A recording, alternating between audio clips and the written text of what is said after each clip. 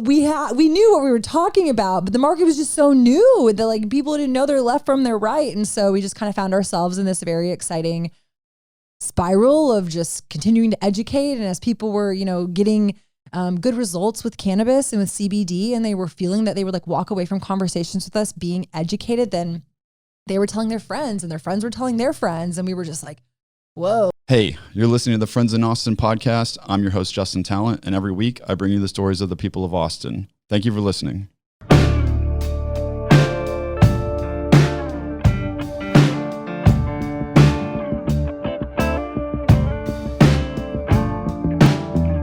Hey, welcome back to Friends in Austin. Today, my guest is Shayda Torabi. Is that said right? You said it correct, yes. And you have a company called Restart CBD, right?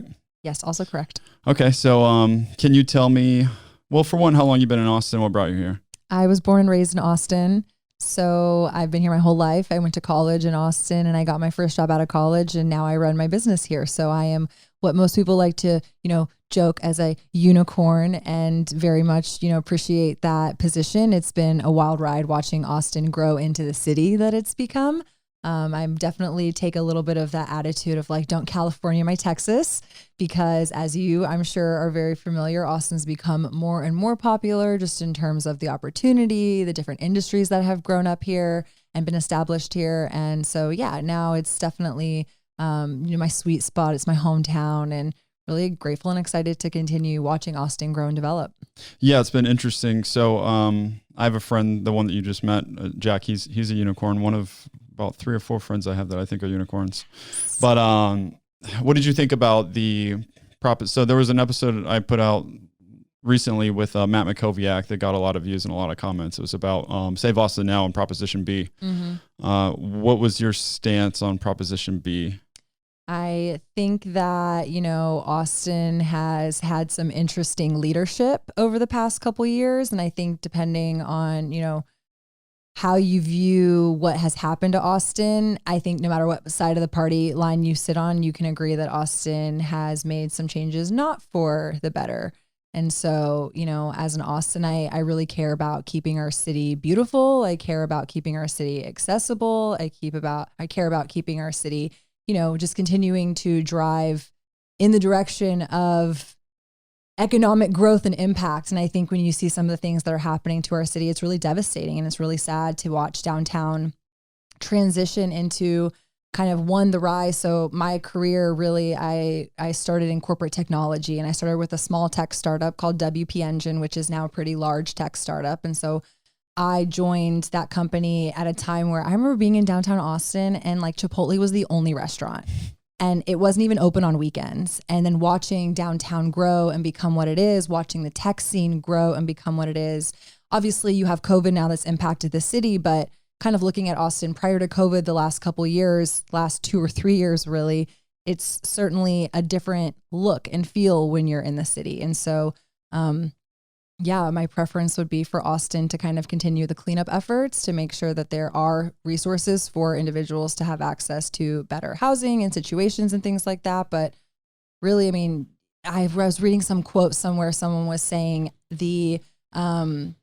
just the visibility of what's happening has been such a turnoff for certain external entities to want to come to Austin and do events. And you look at Austin being the live music capital of the world, so many, people wanting to come here, wanting to go to school here, wanting to start a business here, and downtown being this epicenter of culture and opportunity that it has been.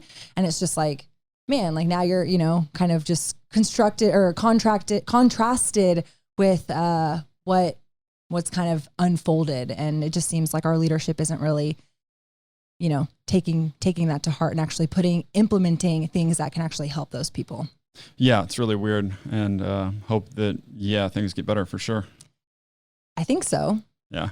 Fingers crossed. I think so too. But yeah, you're right. Austin's changed a lot. And one of the things that I loved most about Austin, and still do, but one of the reasons that I moved here when I first visited here was the trails and the parks, and running on the trails and the parks, and frequent, like walking my dog on them every day. And then it's like, then to look at them now, it's like, whoa.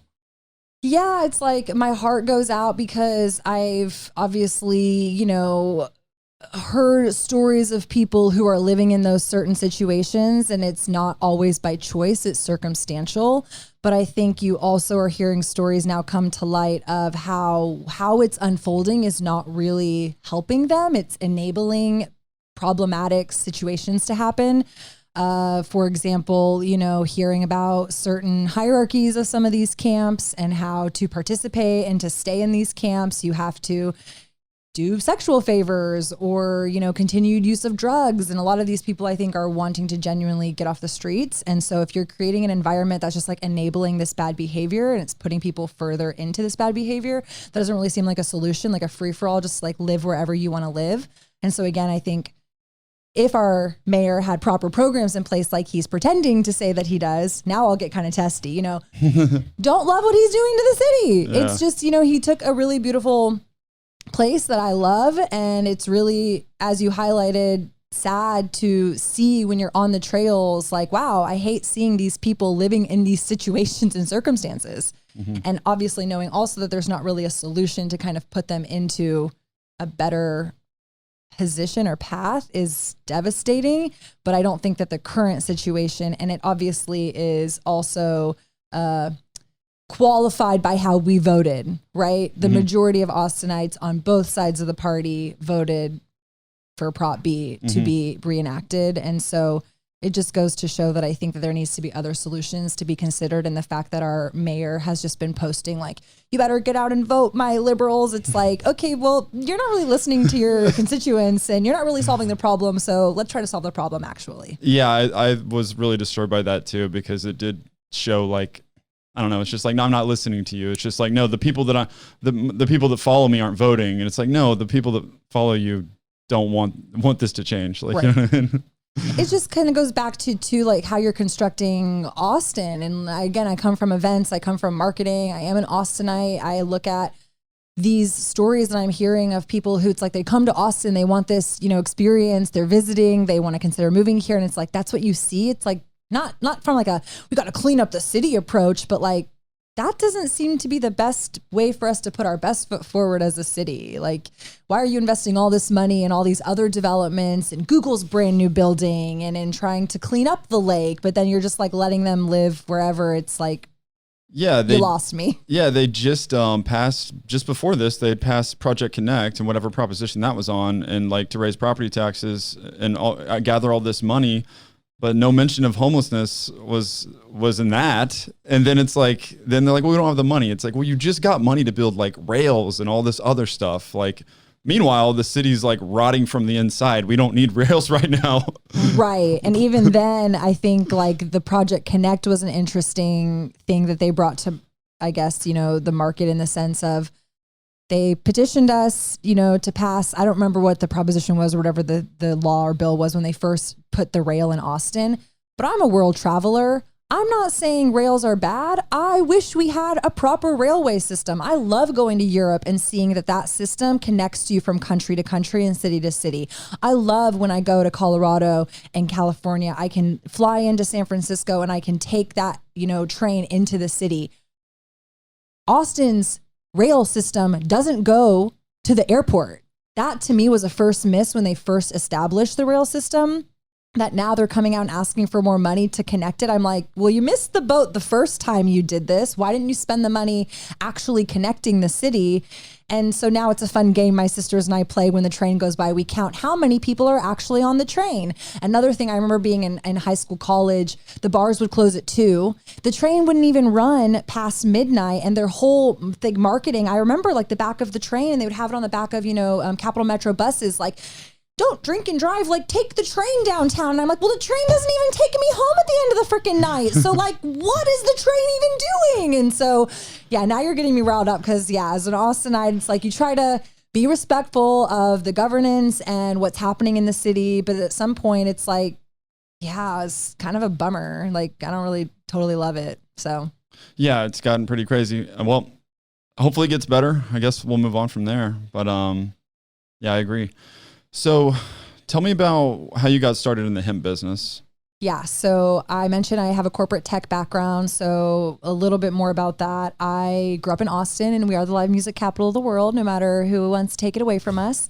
And so I, like many other teenagers, grew up in live music, and I found myself in an internship with C3 Presents. They do ACL Festival production. And so I was an intern for them.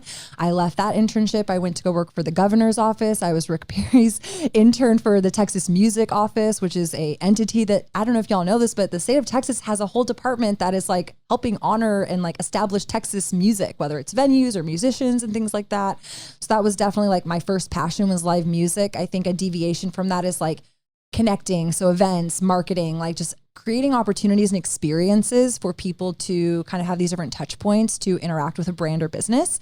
And so I wasn't able to get a full-time job in the live music world. So that led me to technology, and I was very fortunate to be a starting employee at a startup. I was employee 13 at WP Engine, and then when I exited 6 years later, they were about 650 employees. They're now over 1,000 employees. But I was with them really kind of watching the hyper growth of that business be built. So I know about them. Yeah. I remember because I actually first started off, my first job programming was mostly front end actually. And then it was WordPress stuff, which not a huge fan of WordPress, I'll be honest. Okay. But it is a good opportunity for a person to get an introduction into like building websites and how some back-end code works and all that stuff. And then I remember because I was working for a company that only did WordPress sites for real estate agents. And when WP Engine came out, it actually helped a lot because of WordPress's insane security vulnerabilities and constant updating and stuff like that. The updates weren't as good in those days as they are now, and they automated and stuff. But WP Engine was like the only good WordPress host that automated a lot of the security for you. Whereas like you'd use plugins and stuff like before that, but they did a good job on that, and they did a good job capitalizing on like the whole WordPress market. Yes. Because WordPress is, I mean, it's free software unless you pay for hosting, which is Automatic, the company that made WordPress, which is how they get paid by you setting up their blog on there. And WP Engine basically became a competitor to Automatic and actually did it better, but it's more for like developers and not just like bloggers that are trying to blog. That's what like Automatic would host you for on WordPress.org. But if you're trying to like build a website, whether it be e-commerce, anything like that, WP Engine was what you would want to use.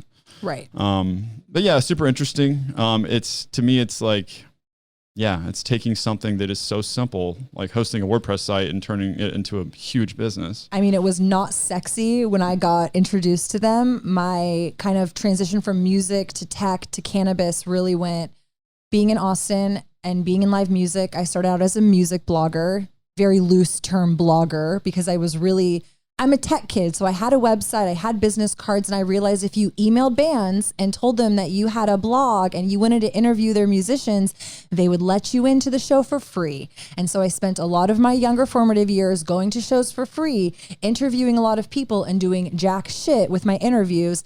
But South by Southwest was like prime for that. I remember being like 15, 16 years old. My mom would be like, yeah, go downtown, go interview some bands. I'd be like, look, I got X's on my hands, but like here I am backstage at this concert. Super exciting. But so my blogs were all built on WordPress. So when it came time to graduating and getting a job in the real world, I met WP Engine at a hiring event. They were a small company. And they basically were like, do you know WordPress? And I was like, I know WordPress. I love marketing. They were like, come, let's hire you and we'll do all the things. And so I got hired to do project management. I was office manager. Then I transitioned into marketing. And then really my bulk was event marketing and brand marketing and then partnership marketing. And then I did about 1.5 to 2 years of product marketing. And so that really was like my front row seat to watching a company be built from the ground up. Like I have a very close relationship with both of the founders. I look at them as, influencers and mentors kind of in technology as well as just like entrepreneurship. Jason Cohen is one of the founders and just very well known for his kind of entrepreneurship blog and has a lot of he's a very profound man. And so I was like, okay, this is great. Watching someone else build their own business. I love technology. I love marketing. Bing, bing, bing. While I was at WP Engine, I was in a car accident. I was hit by a vehicle as a pedestrian and I fractured my pelvis in 2 places.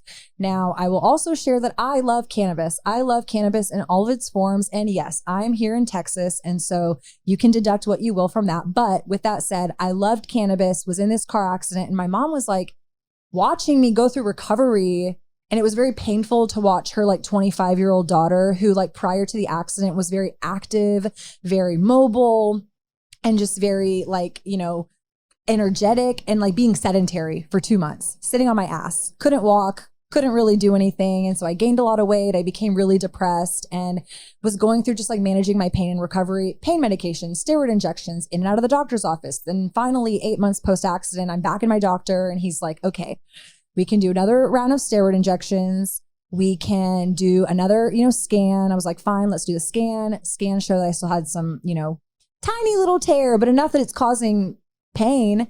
And he suggested surgery. And that was when my mom was like, hell no, is my daughter going to go, do this? Like I don't want you to have surgery because surgery causes other complications or, this, that, and the other. And so that for me was really where my like consumption of cannabis went from like more recreational to more like, okay, I'm going to explore cannabis from this medicinal perspective. But man, that was like 2015, 2016. There was no CBD market. Nobody was really talking about it. It wasn't illegal, as I like to highlight, but it also wasn't federally legal. And so it was a very gray area, meaning like sourcing, like products, like a market, like talking to consumers. There was nobody that I could go to be educated on this cannabinoid. And so when my mother introduced it to me, I'm a firstborn child of 3 sisters. And one of my parents, my father's an immigrant. And so I'm very like revering of my parents. Like when they tell me to do something, I'm like, yes, like, okay, I got it. And so my mom was like, try CBD. And I was like, you're crazy. Like I consume every day. I'm so good. Like if CBD really is like as beneficial as it is, proposed to be, then I'm sure more people will be talking about it because like nobody's talking about it. I'm going to these legal states. I'm exploring the different dispensaries. Like nobody's talking about it. And it really was just like night and day. Like after saying yes to my mom, she was making me topicals. She was making me my own vape products because I do like to smoke cannabis.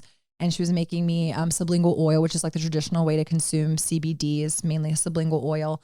And I was just like, okay, mom, like you're crazy, but I'll take it. Let's see what happens. And within 3 weeks, I hit my side on my left side in the car accident. And I used to not be able to lay or lean or sleep on this side of my body after. And I woke up one morning on that side of my body and it was just like, whoa, like something is radically different.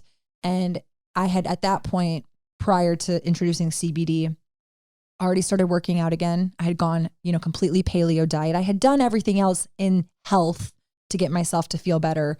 That for me was like, whoa, this is like finally something is actually making me feel better. This is crazy. WTF. And so that's really how our family got introduced to CBD. We became really big believers of it. But again, there still wasn't a market. So that was 2015, 2016. To give you timeline, we launched in August of 2018. It became federally legal in December of 2018. And then it became state legal in June of 2019. So we launched as a brand, again, before there was actual federal legalization of industrial hemp and before the state of Texas legalized it. So there was like, what am I doing? I don't know. And I also always like to highlight, don't quit your day job for your dream job. And so that was my intention. It was like, I wasn't necessarily going out to create a company necessarily. My parents are entrepreneurs. And like I shared, I come from a startup culture and background. I love Shark Tank. So I'm very like, oh, like, how do you start a business? Like, what's my, magic product? Am I going to be an inventor? Am I going to create a service? Like, what's that thing? And so just really like found myself in this perfect storm. I'm spiritual. I'm a Christian. I'm just praying to God. Like I wasn't happy in the company that I had been working for. I had left WP Engine. I was director of marketing for an agency and just like found myself again, using CBD, but didn't know how to bring it to market, was working for someone else. And we took a 3-day weekend and my sister and I were like, okay, we're marketers, like we're content creators. Let's spin up a website. I know WordPress, like that's easy. Let me do this. Let me see if I can like make a website. Oh my gosh. We made a website, made a brand. I'm still using the same logo, same name, same everything from when we first launched. But that was really the impetus. It was like, I had this personal experience. I saw an opportunity to start to tell my story as I saw the market open up. We really ultimately decided to launch because it was just like, sure, why not? But again, I never was like, I'm going to be a business owner. Like I'm going to see an opportunity to be an entrepreneur. It was totally a side project thing. And then when they laid me off, I basically got plummeted into entrepreneurship full time. And we were very fortunate to be one of the first to market in Central Texas with a CBD brand. And so I think that our story and the way that we were marketing and actually building a brand versus just selling kind of like CBD, a commodity. I'm sure you drive around, you know, the streets of Austin, you see CBD sold here. And then maybe you go inside and you don't know who it is and it's a no-name brand and they're just reselling a bunch of people's products. We really saw an opportunity to build a brand, create credibility, and really help educate the consumer. So that's our differentiator. Women owned, local owned, really wanted to create a safe space for people to be canna curious. And so launched the brand, started out online first, then transitioned into retail because at the time in 2018, people were very confused and didn't know if CBD was going to make them high or what it was going to do to them. For sure. And so we just kind of in a roundabout way had all these opportunities where it was like, my parents own an insurance agency and they had a front office space that was not being used. And they let my sister and I literally set up, you know, IKEA furniture and put our products on this shelf and like, you know, get on the internet and be like, okay, we have a business, come see us. And like, I thank every first customer because like, I don't know. I mean, we knew what we were talking about, but the market was just so new that like people didn't know their left from their right. And so we just kind of found ourselves in this very exciting spiral of just continuing to educate. And as people were, you know, getting good results with cannabis and with CBD, and they were feeling that they would like walk away from conversations with us being educated, then they were telling their friends and their friends were telling their friends. And we were just like, whoa. And so now we are about to celebrate 3 years in business in August of this year. We've since moved into a nicer, bigger, brighter location with many windows.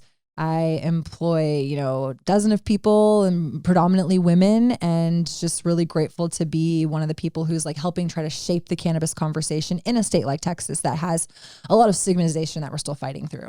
Cool. Where's the new store at? We are off Burnett Road. So if you're familiar where the domain is, or I should say the new FC soccer stadium, we are a couple stops down from that. So I asked you where the new store was. Sorry, my phone rang. It wasn't on silent, but it's close to the new soccer stadium. Yeah, we're close to the new soccer stadium in North Austin by the domain. Okay, cool. So geez, I mean, that's great. 3 years, you've grown a lot. You've hired 12 people. What's that been like since you started growing it? And when did you first need to hire someone?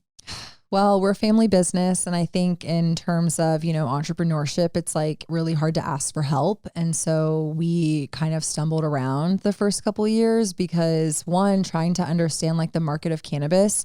So I think for like listeners, I always love to frame things like, yes, you see CBD everywhere. Yes, CBD is federally legal. Yes, more and more states are legalizing marijuana, but how the law gets actually like rolled out and implemented is like super, super murky. And like the puck is constantly moving. So cannabis is not for the faint of heart and you kind of need to be prepared. And I think for us having my family's support, people are always like, do your parents know what you do? Like my dad is an Iranian immigrant, you know, he kind of comes from this expectation of like your children need to be doctors, lawyers, and business people. And like, here I am, like, I want to sell legal cannabis, dad. It was just very, you know, challenging to navigate that industry. And so some moments you feel like you're making a lot of progress and you're running really fast in one direction. And then the law kind of shifts on you. So for example, last year, maybe kind of like a little bit before COVID kind of really impacted, part of the regulatory body for the state of Texas, they're called the Department of State Health Services. We refer to them as dishes. They regulate a lot of things. You go to their website, it's a government entity. They are regulating like how COVID is being communicated and rolled out. And so on top of that, they're also helping regulate hemp. Well, part of their regulation was that you can not actually sell smokable hemp. So in the form of flower, it looks and smells just like marijuana, but it is industrial hemp. It contains no more than 0.3% Delta-9 THC. Vape products and pre-rolls. And so when that happened, that completely cut off a portion of business that we had to navigate around. And so, yes, there have been certain things that have, you know, made that navigation easier, hiring, you know, a cannabis specific lawyer. And then that particular smokable ban, actually, it's still happening, but the judge who's presiding over the case put a pause on it. So we're able to sell smokables. But those things, it's like you want to run really fast, you want to hire, you want to come up with the next product. And then you're like, oh, well, now I can't sell, you know, a quarter of my business anymore. And so that's what we've been kind of navigating that I think for the first couple years, we didn't really scale. And especially with COVID, I mean, we couldn't really, have our employees be come in. Everybody was, supposed to stay at home and all the businesses were shut down. And so as a business, we decided, hey, let's be, thinking on our feet, knowing that online is difficult for cannabis, but my background is online and platforms and e-commerce. And so we saw an opportunity we were already still doing e-commerce, but saw an opportunity to empower our local customers by offering curbside pickup. And so, my employees weren't there. We had to, not let some of them go, but like one of them ended up not coming back because she was immunocompromised, was just like dealing with her health. And so we saw some transition of our team that my sisters and I were like, okay, let's band together. Like we're all in our family unit, we're all kind of quarantining together. We can still operate business because it's us. And so it's been really wild to now kind of come out of that a little bit and see, hey, retail has grown. People are now coming back in the store. How can we start to hire people on? But I think it's just a testament to Texans' propensity for plant-based medicine and knowledge, and CBD kind of being this trendy thing that people are kind of after. And so I think we're trying to exist as CBD is not a trend. This is like the precursor to like opening up cannabis laws in the state of Texas. And so we really pride ourselves at sitting at that intersection of like educating consumers and also educating the market. And so in addition to running the business, I also operate a cannabis marketing podcast where I interview industry experts and try to navigate how do you market cannabis, whether it's Texas, whether it's Colorado, whether it's Illinois, some of these new states. Like every state operates differently. I don't think people realize that when they're kind of navigating the industry, especially from a consumer perspective. They're just like, I want weed to be legal. And I'm like, yeah, me too. But legalization is a very murky word. And there's a lot of different degrees of legalization. And then on top of that, trying to get involved in the politics. So participating in different organizations. I sit on a board, Texas Hemp Coalition. That's like whole purpose is to help educate the legislative process on when these laws are getting, passed down, reviewing the laws, providing public comment, encouraging our customers to submit public comment, contacting your senators, your congressmen and women. And are you familiar with the Texas Hemp Federation? I'm not. Okay. Well, I had a guy from the Texas Hemp Federation come on and talk about all that stuff. And also I'm somewhat familiar with the industry and just in the way that like I talked to Lucas Gilkey of Hometown Hero was on the podcast a while ago. And yeah, he had all the same issues as you're saying is like, like you build your business around a product and then they're like, this product isn't allowed anymore. And and then with him, it's not only it had been CBD, but vape. Yep. They're constantly saying whether you can order it online or whether you can buy it or whether you can have flavors. Well, they're actually a big company speaking on Delta 8, which is a new, I'm not going to say legal cannabinoid because it's legal or illegal depending on who you ask, but they got an article in the New York Times. I know. That drove a lot of negativity for our industry. And now you're seeing it play out. We're currently in our legislative session. And so most people maybe realize this or don't realize Texas is a 2-year state. So it's not like we can all vote. We want weed to be legal. No, it has to happen in this process. And now they're trying to outlaw Delta 8 and Delta 10. And I knew that was going to happen. And so the guy that was from the Texas Hemp Federation, by the way, his name is James McGuire. He's a friend of Lucas Gilkey's, if you ever want to look him up. But I wanted to ask you about that because when I saw Lucas in the New York Times, I was a little surprised. I was like, this is, of course, a good business move. But I was also like, knowing how the industry is, I was like, he's drawing a lot of attention to himself and he's drawing a lot of attention to Delta 8. But I guess, and I'm just thinking, I haven't talked to him about it, that his thought process was like, well, the money's going to come and the government's going to have to catch up. In the meantime, I'm going to be dishing out these products and I'm going to be dishing them out a lot because people are going to know who I am. Right.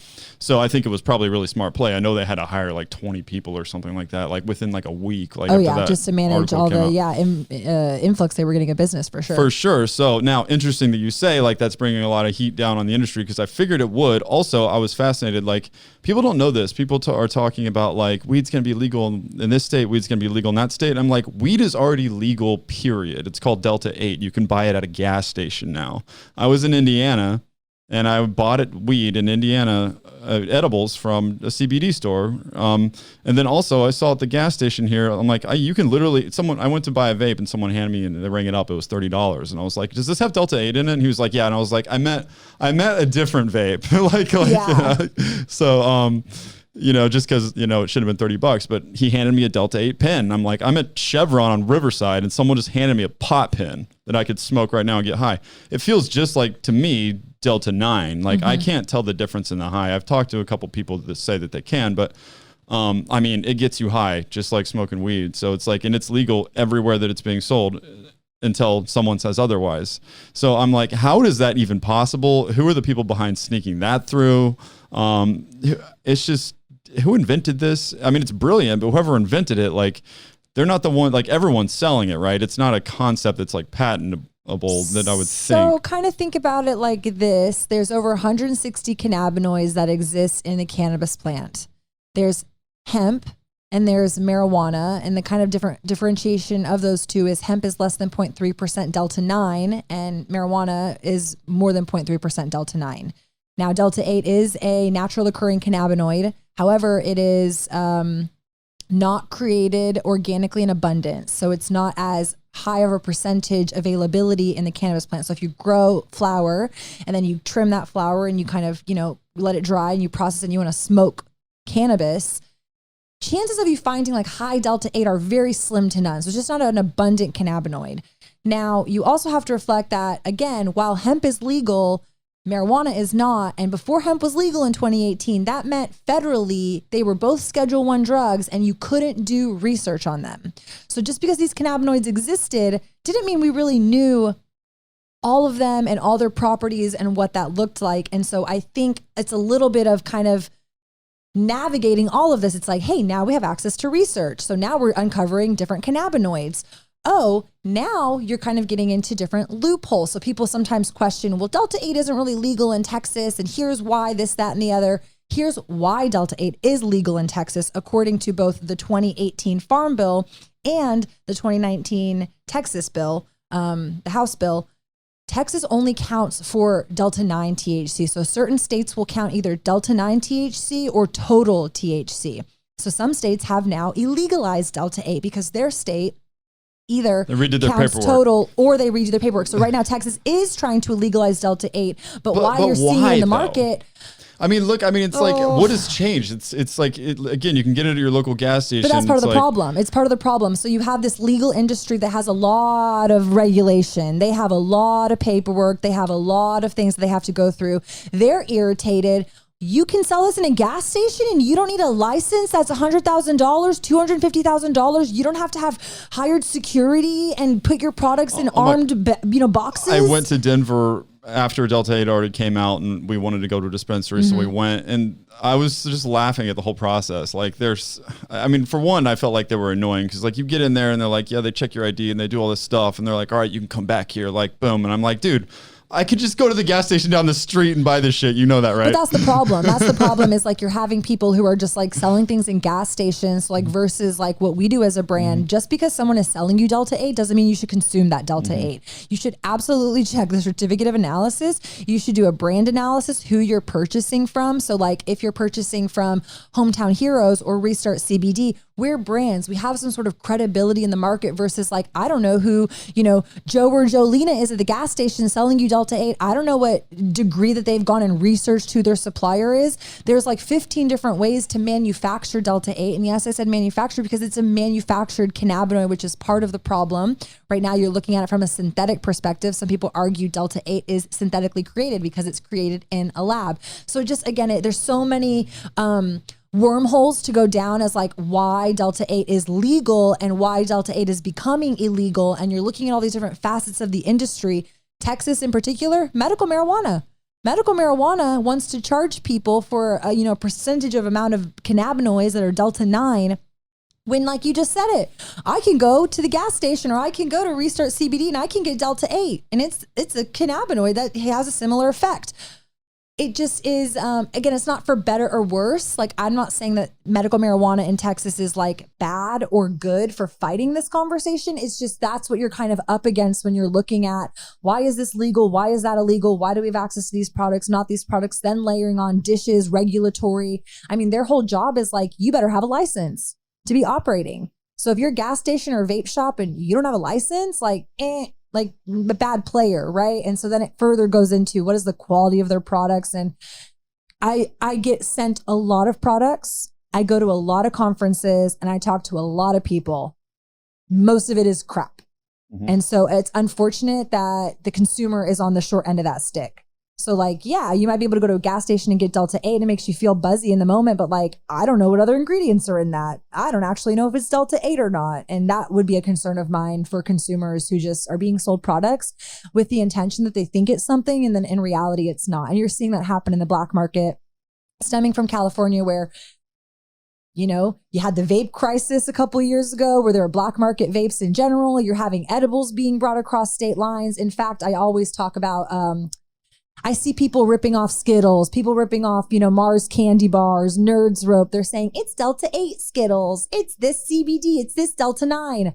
Mars and Wrigley have been coming out this past week and a half saying they're going to sue these companies because that's an infringement on their brand. And also, those products are most likely black market products because no above market brand is going to go take a name candy brand and put something in it.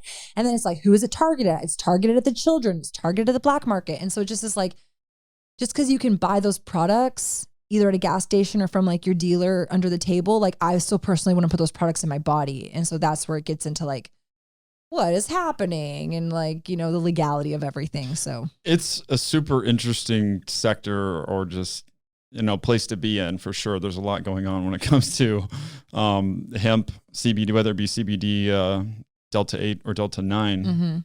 But yeah, no, I agree with that. And when I was buying CBD frequently, I would always get it through Hometown Hero just because I knew about them and I had talked to the owner of the company. But like, and I do agree with going through a company that has, you know, a reputation or a brand.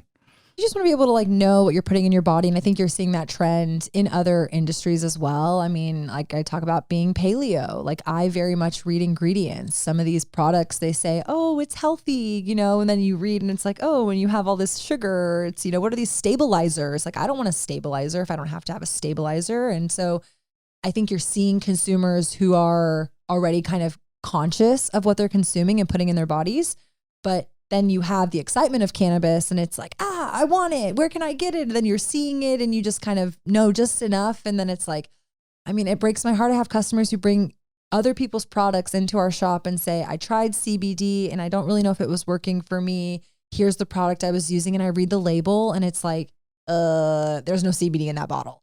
Or I don't know what half these ingredients are. So they're CBD, but like you told me you feel sick when you take it. Well, have you read the other 6 ingredients? Like I can't even pronounce those. So getting consumers to do some due diligence on what they're putting in their bodies is kind of like the first step, I think, for brands who want to be here for the long haul. And then there's absolutely brands who want to just take advantage of these cannabinoids for as long as they're available and capitalize and, you know, consumers either benefit or lose out. So, hey, everyone.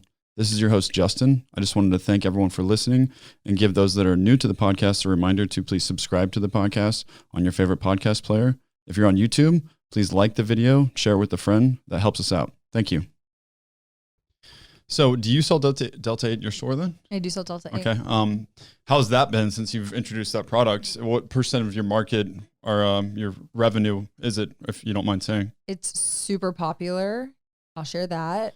And I think what I'll also share is, especially given my position, kind of talking at a national level about this cannabinoid.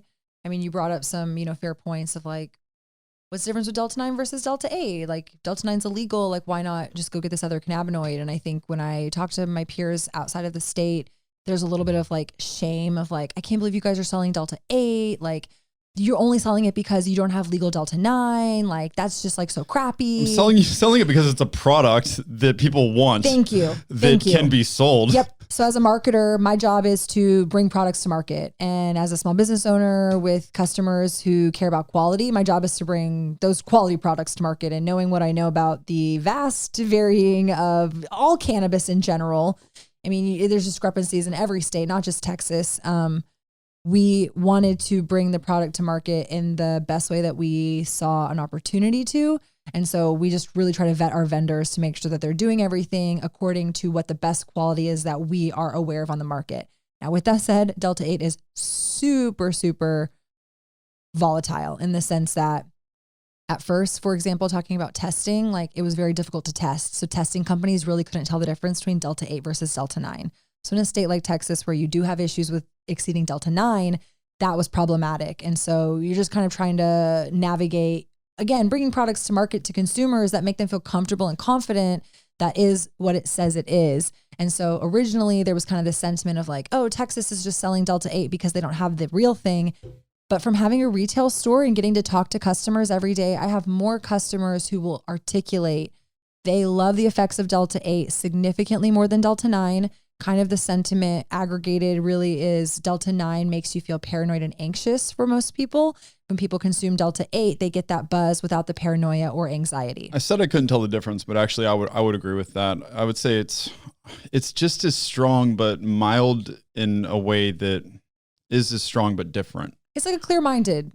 But I got to tell you, it's hilarious. The first time I took it, I was in Indiana and I had to work a little bit I was like during Christmas break, but I had some work to do and I was like with family and I saw it in the shop and I'd known about it, but I assumed it was like CBD. I was like, this stuff's probably bullshit, whatever it is. Yeah, just take whatever, yeah. CBD does work. I don't mean in that way. CBD is great for inflammation and anxiety and everything else, but I assumed it was going to be in that same vein, but I took two of them. And then I was like, holy shit, like I'm really high actually. Yeah. And this is going to last a while because I know how edibles are. Yeah. But I was like, damn, Delta 8's no joke. That's when I realized I was like, this is weed. Like, and you can buy it almost anywhere. I mean, it's a THC and it's just one isomer different than Delta 9. And so kind of when you put it from that perspective, like, yes, when I'm communicating to consumers, I have to tell them like, this is a THC. If you don't like THC, just be mindful because like this can have psychotropic effects. However, most people who try it kind of resonate and saying like, wow, I like haven't smoked pot in like years because I didn't like how, paranoid it made me feel. And like, wow, I can have Delta 8 and it's just like the right amount of buzz. Now, with that said, I also am a big advocate on learning dosage, learning consumption method. When you smoke something versus an edibles are going to, like you highlight, it's going to last a little bit longer. It's going to affect you a little bit longer. My advice is if it says take one, take two. Is that bad advice? Yeah, we say start low to go high. You want to kind of ease into it. Even if you know what Delta 9 does to your body, you still should also always start low. So I always like to use myself as the guinea pig, especially putting new cannabinoids and products on our shelves. And so we got Delta 8 in, and I too, like you, was like, oh, Delta 8, what is this? Like I consume a lot of Delta 9, like let's go crazy. I ate a 50 milligram Delta 8 edible and I had to interview, it was an episode for my podcast. I was interviewing. You're too high to even remember who it was. Well, I was interviewing the head of content for High Times. So it was like a really big interview for me. And I had eaten the edible at 11 a.m. and at 1 p.m. it kind of like hit me. So the other thing I'll share with Delta 8 versus Delta 9, again, I don't think it's still super volatile, meaning like the onset time is not as fast as Delta 9. I'm anticipating that will evolve as more formulations and stuff come to market. But kind of the gist is in the industry, we say Delta 8 does not always equal Delta 8, meaning every time you consume it, it can create a variable experience. And so I was like, oh, let's try it. Okay, 50 milligrams. Like I can consume a lot, thinking it was like weaker than Delta 9. And like at 1 p.m., I was like, okay, you guys, I'm really high. And then by like 3 p.m., I was literally like on the couch. Like I could not lift my face up. And I was like, I have an interview at 7 p.m. I have to do everything in my power to get off the couch right now. And I rallied because I'm a trooper and I'm a professional. So play with cannabis, here and there. So I'm not so, out of pocket when things happen, but it was definitely an experience of just trying to figure out like, what is the right amount? What is the right, consumption? So for me now, my own personal body and life, I take Delta 8 every day. I eat a 10 milligram gummy before bed. I also smoke cannabis still because I do like smoking. I still use my CBD oil. And I like to take Delta 8. So for people out there who are like, oh, well, you're just taking it in lieu of, or this or that, like I'm a big believer of multiple cannabinoids, doing research, testing it on your body, seeing how much works. And so for me, Delta 8 is like a nice, cozy little, it tucks me into bed and it's, my little sleep aid. And so I've really found lower doses of Delta 8 works well for me. Now I have customers who swear that they can take Delta 8 in the daytime and they're like, oh my gosh, it makes me creative. It makes me want to clean. It makes me want to like move mountains. And I'm like, we are different people. When Delta 8 hits, I'm locked in. But I think that's just like a testament to cannabis in general, similar to alcohol. But I think consumers just don't familiarize themselves with that conversation. They come especially to like our store and they're like, okay, well, how much should I take? And, oh, well, I've consumed this. Like, I should be fine taking that. And I'm like, everybody's body is different. Just like we could all take a shot of tequila. And I sometimes say that to customers. They're like, ooh, tequila. And I'm like, I love tequila. I could drink tequila under the table and be fine, 4 or 5 shots in. For you, it might be a different scenario. So taking that same mentality, medication, doctor prescribes you medication A, it has, side effects or it didn't really work, then they maybe change your prescription. Cannabis, you unfortunately have to be in that driver's seat. And so that's kind of where we exist to help our customers be kind of curious because that is it. It's like, you kind of want to see, is it 5 milligrams or 10 milligrams? Is it an edible or is it smoking? Is it eating an edible and smoking? Is it multiple cannabinoids? And I can't prescribe that to you. So my job is to be like, I always joke too, I'm a CBD Sherpa or cannabis Sherpa. I'm like, this is the mountain. These are the products. This is what most people say, their results are or effects can be. But ultimately, you have to go do it on your own. So take a weekend, take a weeknight that you're not doing anything the next day. The side effect of too much cannabis is drowsiness. There's not really a lot of reports out of the research that's been done that says that any other implications can happen, right? If you drink too much alcohol, you hurt your liver and you can overdose on alcohol. You can't overdose on cannabis. And so I think that's where just connecting the dots for consumers to be like, this is a plant. This is a safe plant. You can't overconsume, but you're just going to be really sleepy. So kind of try to start low. And that's why we encourage people to start low, because less is more. If you can respond to 5 milligrams versus 50 milligrams and save 45 milligrams for later, probably a better place to invest. For sure. What do you sell yours in milligram wise? So we sell a bunch of different edibles. I sell like 10 milligram edibles. I sell 20 milligram edibles. I sell 50 milligram edibles. I also sell brownies. I think it's crazy when people go like Hometown Heroes are 25 milligrams. And I'm just like, that is so much. Like, I think you should sell them in either 5s or 10s. Yeah. You know what? That's a fair point. I haven't really seen anybody sell it in 5 milligrams. I'm sure it's out there. I know you can bite them in half, but just out of convenience factor, like it's just easier just to be like, do I want 2 or 1? Yeah. I think part of that is just figuring out, like what products exist, whether people are, comfortable with like I think it's just education too. Like people just don't even really know where to start. So like when you're talking about dosing, my range comes from my experience personally, professionally, as well as what I've gathered from 3 years of retail business, where I have customers who are telling me like, this is like how much my body responds to. So I sell anywhere from 10 milligrams of Delta 8 to I have 100 milligrams of Delta 8 product. That's insane. Do you have, those people are crazy. That's wild. These people are crazy. They're crazy. They're like, I don't need all in one bite. And I'm like, sure. Okay. Are you giving that to your elephant that you have at home? Like, but people want it, And so I think that also brings up an interesting conversation that I'm observing happening at a federal level and kind of like a broader than like Texas conversation. You're now looking at legal states where they're talking about THC caps.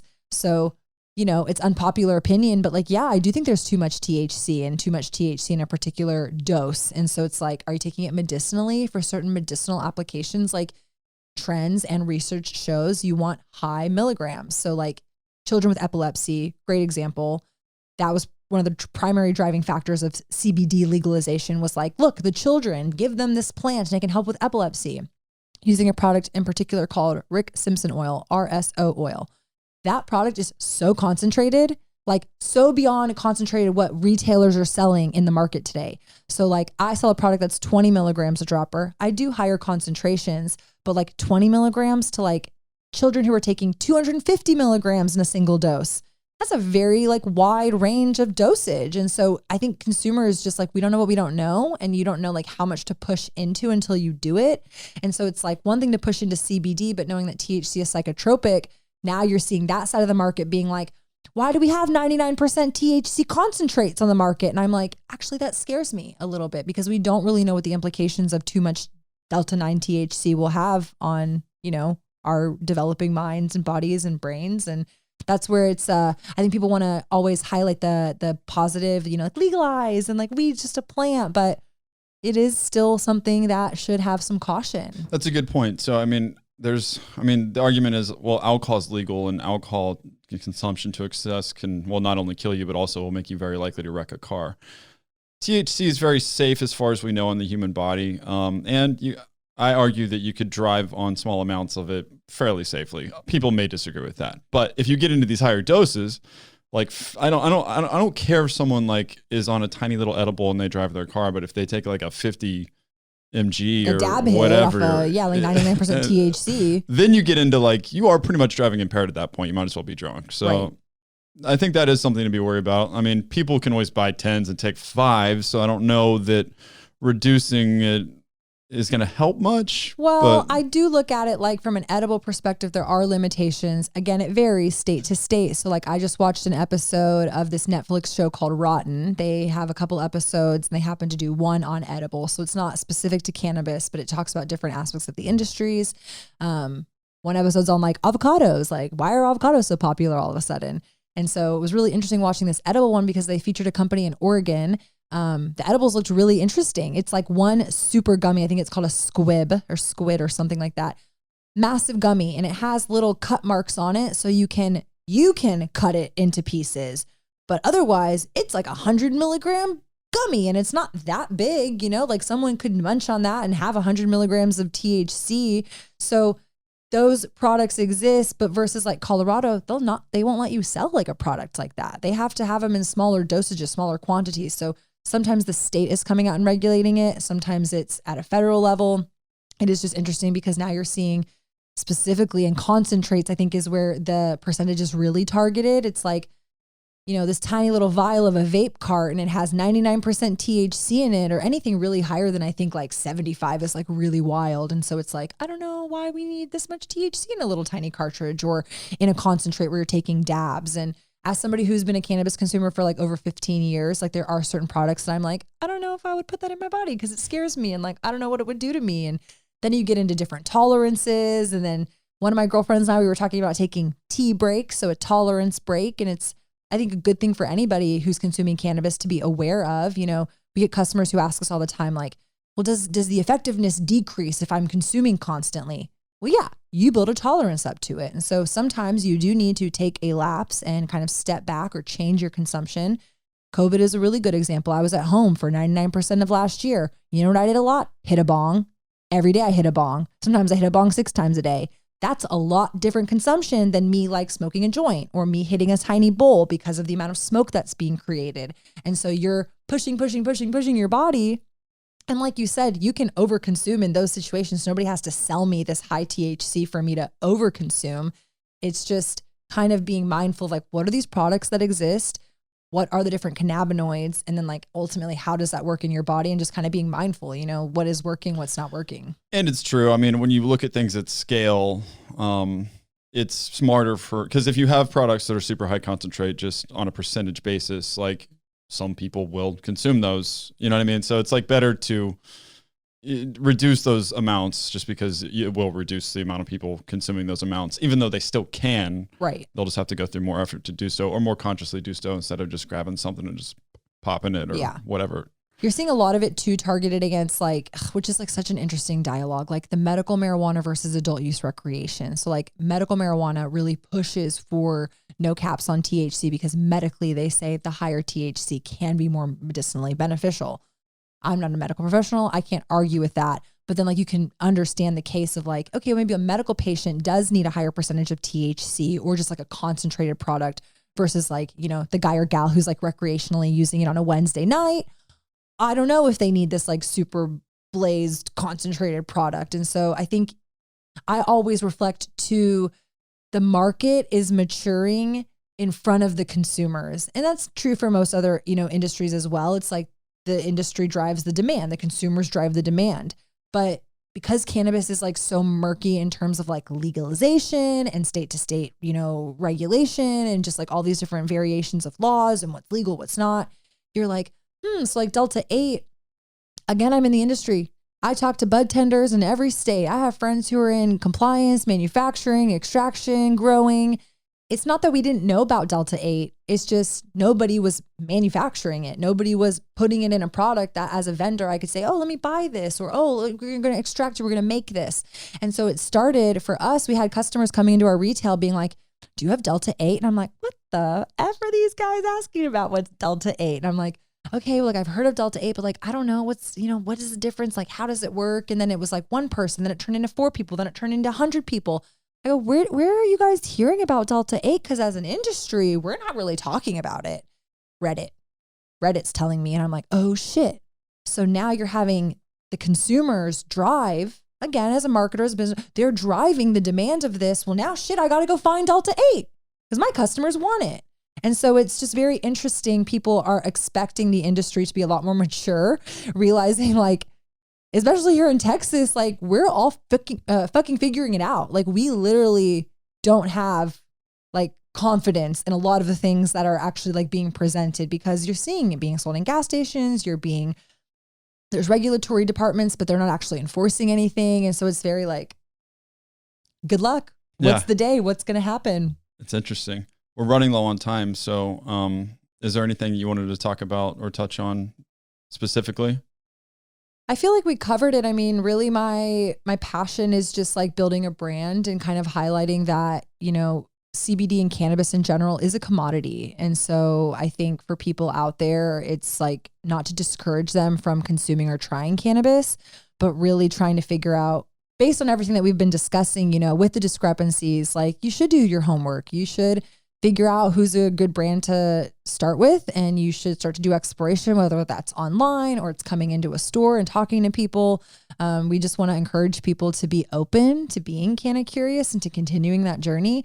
But it really is, you know, something to be mindful of like, maybe don't buy the cannabis in the gas station, you know, or do, and just know if it doesn't work, it's not that that product doesn't work. It's that you bought a product in a gas station. And so if people have cannabis questions, we're very big on content creation. I say we're, meaning my sisters and I who own the business Restart.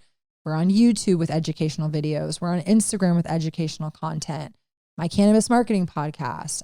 What's your podcast called? To Be Blunt. To Be Blunt? That's hilarious. To Be Blunt. To be blunt, because I want to have blunt conversations in the industry, and that totally transpires into how I treat my customers. I want to have blunt conversations with them. I will never be like, I know all the answers, but I will be like, I know some stuff. Let's talk about it and question what I'm saying and do your homework and ultimately, you know, make decisions for what you want to put in your body. But again, it really just goes back to I'm a consumer at the end of the day before I'm a business owner. Like I love my business, but I'm a consumer. And so I want to make sure that consumers, you know, have access to the quality products that I would want to have access to, or access to information, or whatever the case may be. And so it's kind of my, you know, my platform is just building a really great brand that people feel really comfortable to come ask questions and to be curious and to ultimately view cannabis in a better light, because that's how I think you're going to see states like Texas become more cannabis friendly, which will open up more cannabis friendly laws, which ultimately will hopefully legalize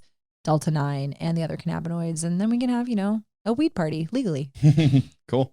Well, Shayda, it was really great. Thank you for coming in. Is it restartcbd.com? Restartcbd.com. And then just at restartcbd on Instagram? We're Restart CBD anywhere you can find us. Okay, cool. Thank you. Thanks a lot.